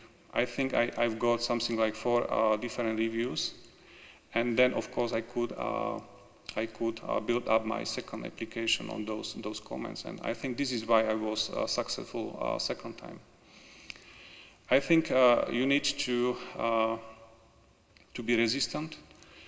Because, for example, I applied also for Marie Curie 3 times, actually, with 2 different projects, and I was successful third time. As I said, with ERC grant, I was successful second time. So it's very important to resubmit applications. And I think even though you are not funded at national or at ERC level, at least you will have some proposal which will be for sure competitive at national level. So I think this is for those who hesitate to start applying or start thinking about applying for this project, because it's not a waste of time. And of course, in case you are successful, as it was said before, I think it's probably the best finances you can get just to build your own group. There is a huge budget freedom from categories to categories, from year to year, so this makes your life much simpler. And at least from my point of view, I think there is quite low bureaucracy, because I'm not dealing with financial aspects of my ERC. There is some other person who is good at this, so I am dealing only with scientific aspects of my project. And I think it's maybe easier or at the same level compared to Slovak grants. And I think what is quite problematic in Slovakia, of course, in case you are lucky, you can get really nice and good PhD students. But what is very challenging to keep them in the group. And I think with ARC grant, I have this freedom just to keep those qualified and highly talented students in my group. And actually at Institute of Chemistry, Slovak Academy of Sciences, we were quite successful in getting finances from structural funds. So actually there is a huge synergy between those two sources of project sources. And what I can say, you can get also recognition. It can be at the national and international level. You can get direct or indirect recognition, and then you can get invited to worldwide organized symposia or to special issues in journals. So this is from perspective of grantee or applicant, but what else can be done in Slovakia? I think at Slovak Academy of Sciences we started really nice initiative, or presidency of Slovak Academy of Sciences started nice initiative to support highly talented people who work abroad. And there are actually two schemes. One is for incoming scheme, and the other one is reintegration. So this incoming scheme is open for any nationality of applicants, and this reintegration for people who worked abroad and are of Slovak nationality, just to come to Slovakia. And I think these people are those which have quite high chance to get ERC in the future. And as it was said by Professor Jungwirth, in Czech Republic, as I learned recently, they have a grant scheme to support highly talented people to come to Czech Republic, and this is funded by government. And what I think, what is missing in Slovakia, it's to fund such kind of initiative also in Slovakia, not granted by Slovak Academy of Sciences or some university, but by Slovak government. And I think what can be quite helpful also to get further support for ERC grantee after finishing their ERC grants.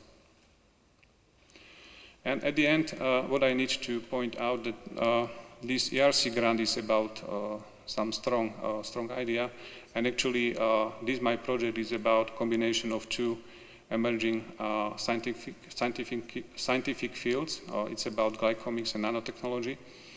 So we actually want to use beneficial properties of nanotechnology and to go into glycomics, just to understand how very important information in the cell is read, and how this information can be actually used for some application, as I told before, for example, for fabrication of some medical devices. Okay, thank you very much for your attention. Okay, hello to everybody. So let's make it less formal. Because it's already funny that probably majority of you do not really see me. You see, this is not an equipment for a short people. Mr. Rector, I told you already several times. So how can you reach excellency if you are just short? Okay.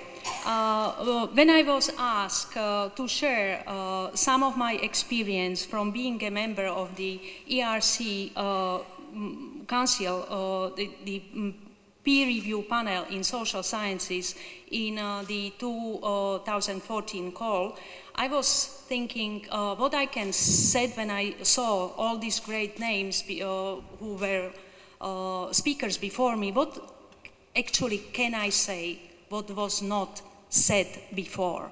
You know, this is the frustration of all scientists, to be innovative, okay? My father told me, if you are not wise enough, then try to find wiser people. So let's start with a quote. Okay. I just look up on the internet, then Professor Bourguignon was recently in Slovenia, in Ljubljana. And basically what he did, he answered probably the question why researchers located in Slovakia do not apply for ERC grants. I am very glad that at least some Slovaks living abroad are successful and they apply from abroad. It is also very telling. Social science has one strong capacity. It promotes critical thinking. I couldn't agree more with the first statement. Excellence in science exists everywhere. And what is nice about it, that it is international. This is what matters. But of course, it would be very kind of entertaining, joyful to have some kind of nice environment here at Komenského University or Academy of Science in Slovakia. So for what we really need to do for that, it is indeed pivotal to nurture talent by providing the means, scientific freedom, the right infrastructure, and a stimulating environment. Let's take a few seconds to think about that commonly. I am sure that we can all agree that each of these parameters are missing in the institutional setup of academia, all academia in Slovakia. And this is something we have to address in the future.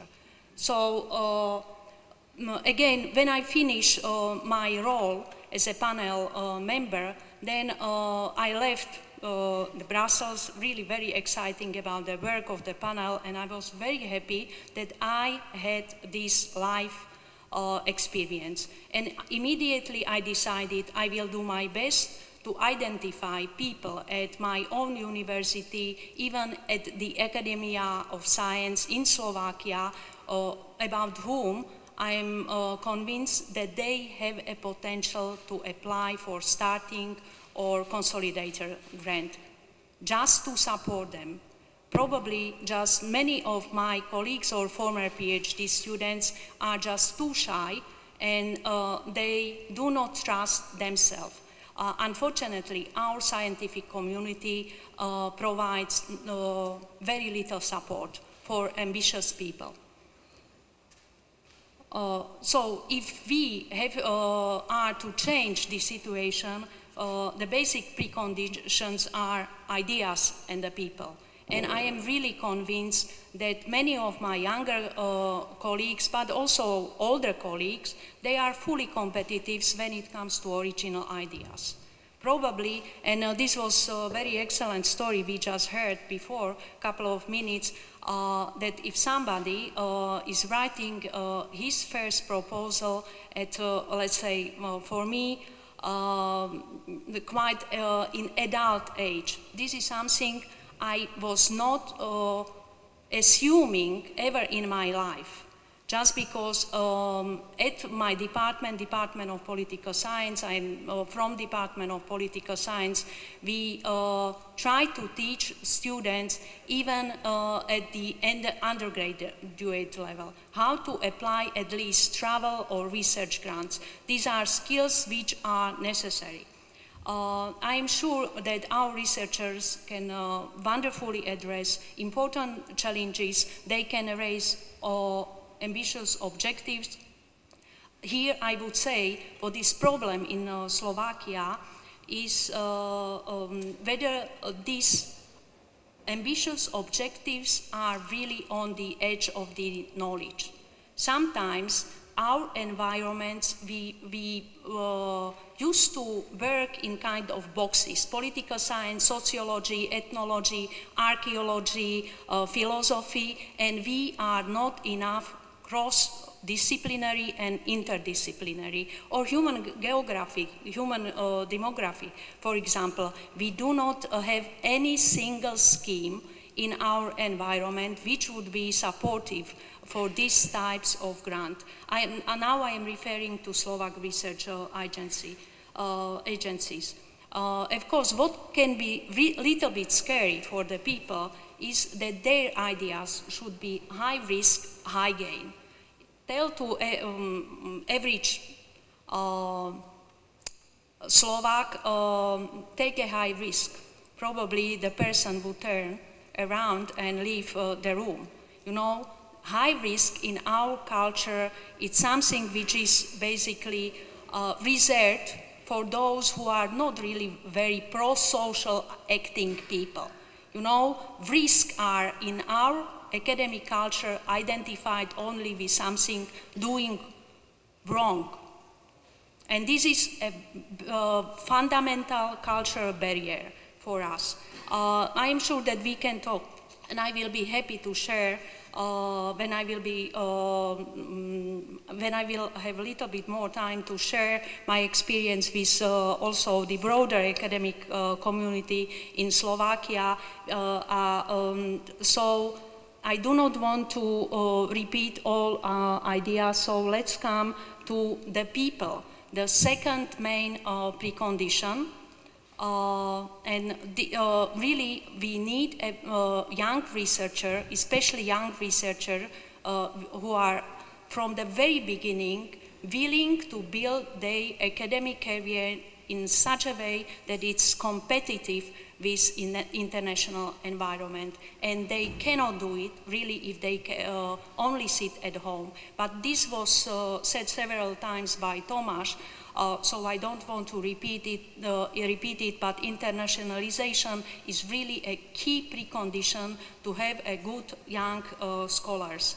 Only then they can really convince a panel member that they have this potential of creative, independent thinking, not to be scared and really to raise their life ideas, something which is innovative, and they can learn the way how to address this risk.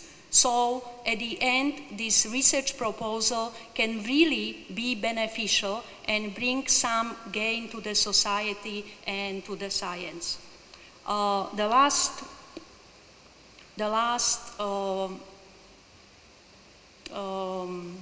ideas I would like to share with you, it's kind of policy recommendation. I'm sorry that the Minister of Education could not be with us, but who knows, maybe he would understand, maybe he wouldn't. It's always difficult to say. If we are to really improve the right infrastructure and a stimulating environment, we have to be more inclusive. Our academic environment needs common reflecting, sharing, basically setting incentives for frontier research. This is something which in Slovak academia is really missing.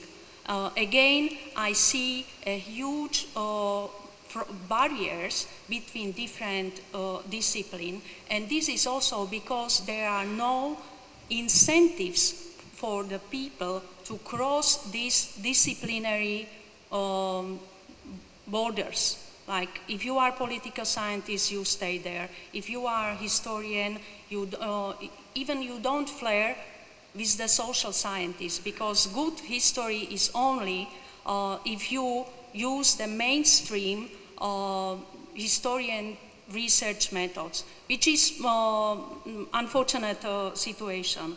Really, it would be very useful if I could go back to some more detailed recommendation to have some kind of interdisciplinary or multidisciplinary research projects to be awarded within our national research scheme, within the Slovak Research and Development Agency. As a member of the Council for Social Sciences, I met several times with the proposal which was interdisciplinary, and all of the sudden, all the members of the council, we were like having a hot potato in our heads, where to put it, where to avoid, how to deal with this interdisciplinarity, just because people wanted to have as many research proposals coming, for example, from history or ethnology or sociology or psychology, but no interdisciplinary, just because this is something which really does not fit in Slovakia. And really, if we are to be serious about some institutional reforms, this is, I would say, step one. Step two, I would call, we need really improving the system of our PhD education, as it was already mentioned by Professor Moco. I still wonder how come that the Comenius University is not able to set up a graduate school for, let's say, social and humanity scientists, maybe just for science, together with Academy of Science, where all these young researchers would be taught not only new research techniques, but also they would be taught how to apply for a good research proposal, for a good funding. Without proper training, probably they cannot do that. And step third, the three, I would say it's to create an ERC complementary scheme within the Slovak Research and Development Agency, where applicants from Slovak research organizations, such as Komenského University or Académiou of Science, who were positively evaluated in ERC calls, but not selected for the funding, could submit and adapt their project for the funding. This commitment was already done in Slovenia, as far as I know. I just learned that this is already in functioning in Czech Republic, so it's really the urgent time to do it also in Slovakia. And thank you for your attention. Dear distinguished guests, dear colleagues, this is my way how not to be hidden. Well, my first contacts with Brussels evaluation processes started when I was fighting for and succeeded as a coordinator of a fifth framework program project. Getting some experience, I started to be invited to evaluate Marie Curie actions, and later on several other calls within 6th, 7th framework program and now Horizont 2020. Then came one Sunday. Yes, it was Sunday afternoon in 2012, and I got an email message inviting me to be the member of an ERC panel. I had to read it twice to believe. It was the panel Physiology, Pathophysiology and Endocrinology, and the mail was written by ERC Council Vice President. Later on, I got an official letter signed by Professor Helga Novotný, and nowadays I have another letter signed by here sitting Professor Bourguignon for evaluations 2017. How can we control the writing and preparation processes to end with a competitive ERC proposal? The answer to this question is not feasible in 10 minutes. So I have decided to get help from my own profession, which is medical research. How can we control the function of our body? Our brain can control the rest of the body using two peripheral nervous systems. One of them is outside the voluntary control, and it is called autonomic nervous system. To broaden your knowledge, we have two parts of this system. One is sympathicus, which is preparing the body for flight or fight, and to overcoming demanding situations. The second one is parasympathicus, which supports digestion and increase in energy storage. We cannot tell to our heart that it should beat stronger. We can influence the function of autonomic system only in long-term view, so it depends on our previous activities, such as physical exercise. The second peripheral nervous system is under the control of our will. It's called somatic or motor nervous system, and it is controlling the skeletal muscles. How all this applies to writing an ERC proposal. In case we decide to write a proposal today or next month, we will face items which we can influence by our will and hard working, but also those which are outside our voluntary control. Actually, we have I think I was one. No, that will be later on. Okay. From those which are outside the control of our will, the most important is the track record. Nobody can change the track record in 1 month. So in case you realize that your track record is not strong enough, stop writing the proposal, replace the exercise for intensive research and writing the manuscripts. Second feature, which is not depending on our will, is the affiliation. It was mentioned here before, it would be a big advantage to be from King's College London or Karolinska Institute. But Comenius University and Slovak Academy of Sciences is also not too bad, and you can improve it by collaborating with other famous European institutions. The next thing which is difficult to be influenced by our will is getting the groundbreaking idea. Well, I don't know whether it's possible to sit down and within 2 days come with a fantastic idea, but there is the way to support in your mind previous thinking and previous excellent ideas which you stopped to develop because it would be too difficult or it would be too expensive. With an ERC grant, you can make many impossible things possible.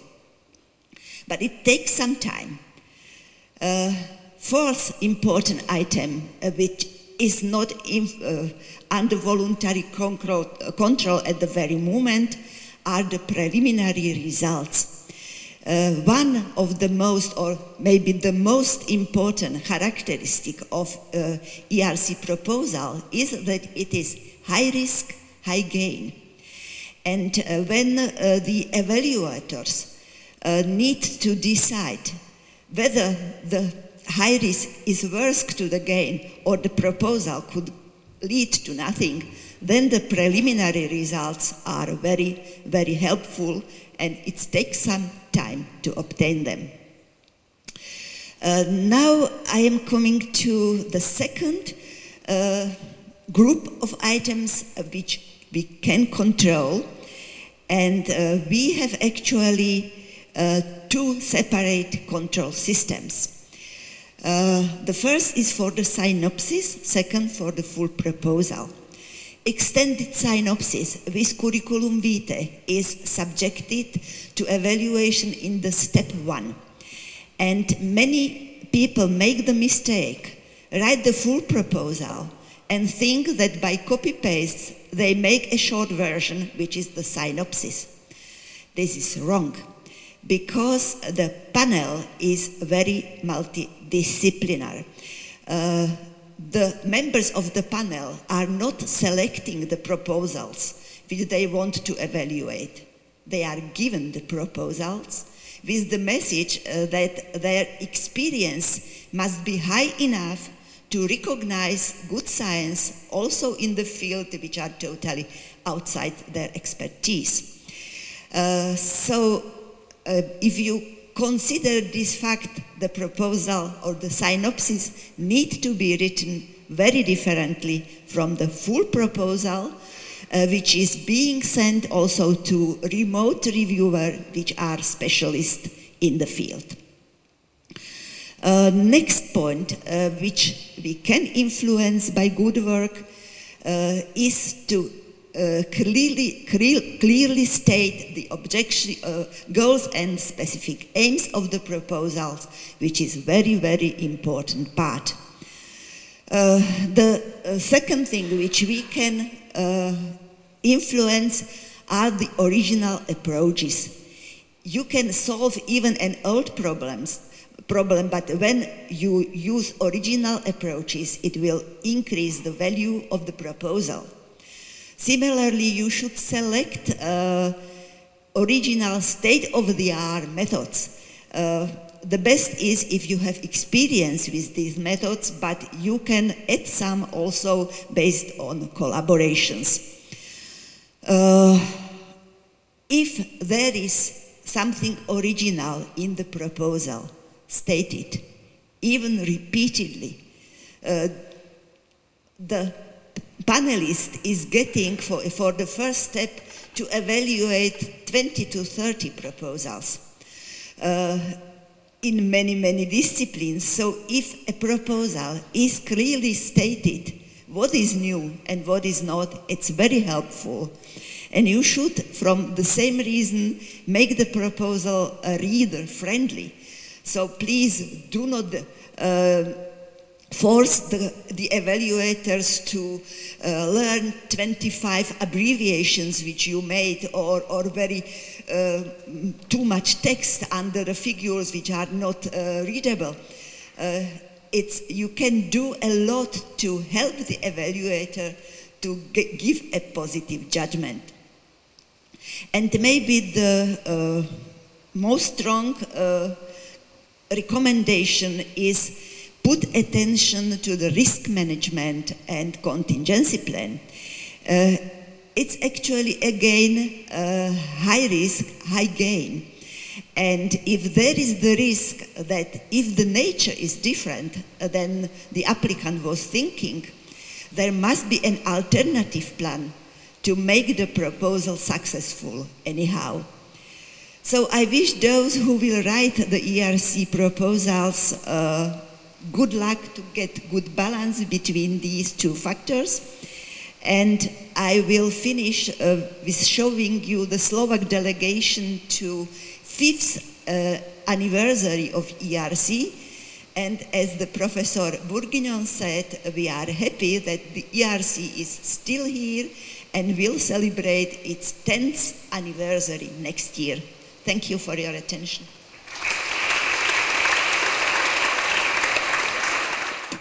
Ladies and gentlemen, on behalf of Rector of Comenius University in Bratislava, Professor Mičieta, President of the Slovak Academy of Sciences, Professor Šajgalík, I would like to thank President of the ERC, Professor Bourguignon, Professor Tomáš Jungwirth, our ERC grantees and panelists for the informative, inspiring and challenging talks. I believe that we are mentally capable to improve academic environment in our country. If we do this, we will more enjoy science and research in Slovakia. Thank you all for coming.